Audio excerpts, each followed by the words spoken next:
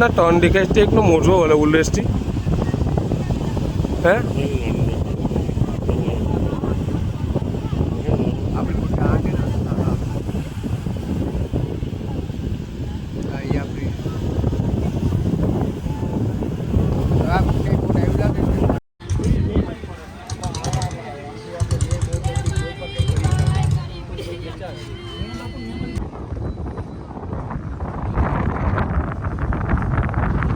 દીવમાં વરાંગબારા દરિયામાં fishing boat ડૂબી, ટંડેલ અને 5 ખલાસીઓનો બચાવ.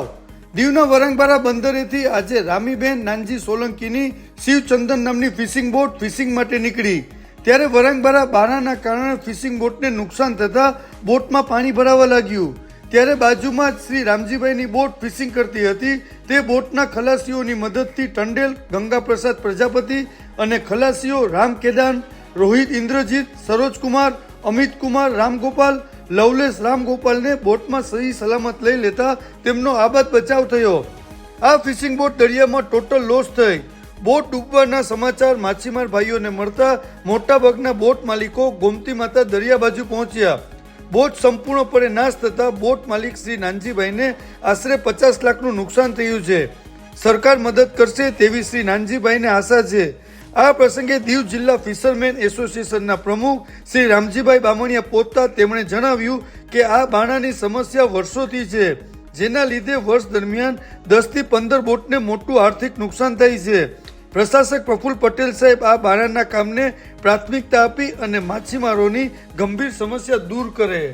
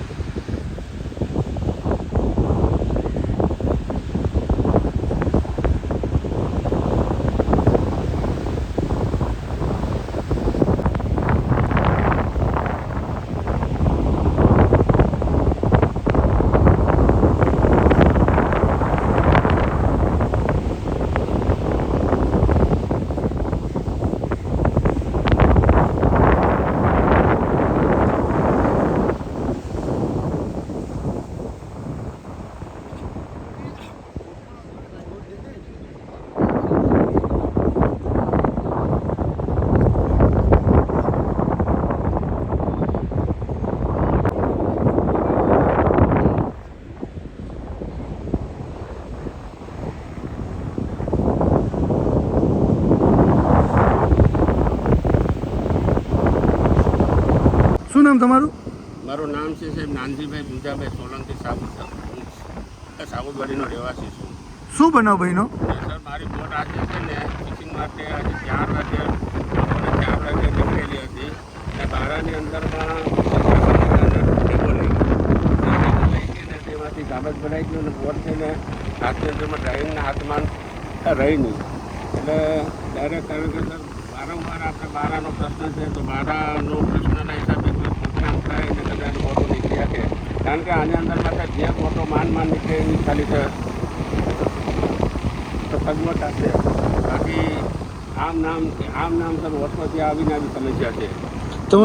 મારી બોટની અંદરમાં સર ઓછાના બોટની અંદરમાં બધી નવો સામાન અને ઓછાના 50 લાખ રૂપિયાનો એની અંદરમાં બોટ સહિત બધી સામગ્રી અને 50 લાખ રૂપિયાની બોટ અત્યારે થાય છે. તો એટલું બધું મને નુકસાન થયું ને મારી બોટ છે ને બારાની અંદરમાં ડૂબી ગઈ.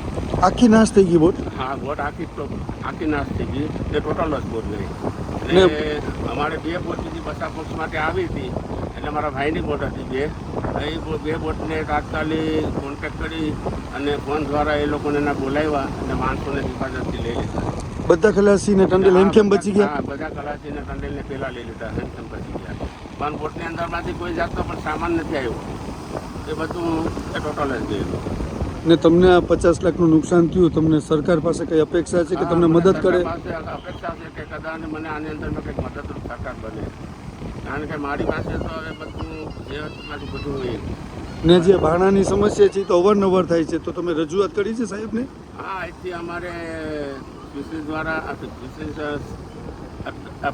ફિશરીઝને રજૂઆત થઈ હતી, એમ તો ઘણી જગ્યા પર રજૂઆત થઈ, પણ આવીને કોઈ સમસ્યાનો કોઈ ઉકેલ આવતો નથી.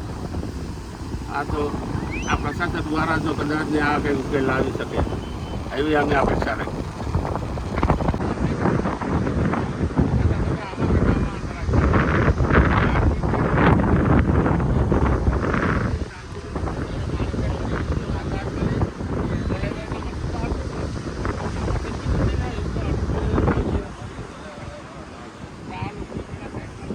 તમારું નામ? રામજીભાઈ, હું કિશોરગંજ જિલ્લા એસોસિએશનનો પ્રમુખ છું. આજે નાનજીભાઈની બોટ ડૂબી ગઈ, શું થયું રામજીભાઈ? આજે સાંજના 4 વાગે અમારે સમયસર પાણી ભર થયા એટલે અમારે બોટું બધા ફિશિંગમાં નીકળતી હોય સમય પ્રમાણે, એટલે અમારે નાનજીભાઈની બોટ પણ છે ને સમયસર કાઢી. એવામાં આ પારાના હાલત એવી છે ગંભીર કે દર વર્ષે જોવા જઈએ તો અવારનવાર 4-5 બોટોનું નુકસાન થાય છે, અને એમાં 2-3 બોટો ટોટલાસ પણ થાય છે. એવામાં નાનજીભાઈની બોટ શિવચંદન કરીને છે, રામીભાઈ નાનજી કરીને એમના માલિક છે.